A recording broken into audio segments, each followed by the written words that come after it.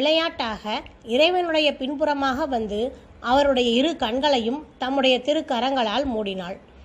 எம்பெருமானுடைய திருக்கண்களின் ஒளியினால்தானே அனைத்து ஜோதிகளும் பிரகாசிக்கின்றன. கண்கள் இரண்டும் மூடப்படவே அவை தங்களுடைய பிரகாசத்தை இழந்தன. சூரியனும் சந்திரனும் ஒளி குன்றினர். எங்கும் இருள் பரவியது. சகல லோகங்களிலும் உள்ள உயிர்கள் ஒளியின்றி தவித்தன. அதை கண்ட சிவபெருமான் தடுமாறும் உயிர்களுக்கு அருள் செய்ய தம்முடைய நெற்றிக்கண்ணை திறந்து எங்கும் பரவியிருந்த இருளை போக்கினார். இறைவன் நெற்றிக்கண்ணிலிருந்து வெளிப்பட்ட ஒளியினால் சூரிய சந்திரர்கள் பிரகாசத்தை அடைந்தனர். ஈசன் நெற்றிக்கண்ணை திறந்ததும் தேவி நடுநடுங்கி தம்முடைய கைகளை எடுத்துவிட்டாள். அவளுடைய விரல்கள் 10 இருந்தும் பயம் காரணமாக வியர்வை துளிர்த்தது. தேவி தன்னுடைய கரங்களை உதறினாள். வியர்வை 10 கங்கைகளாகி பெருகி ஓடத் தொடங்கியது. அந்த பிரவாகத்தை கண்டு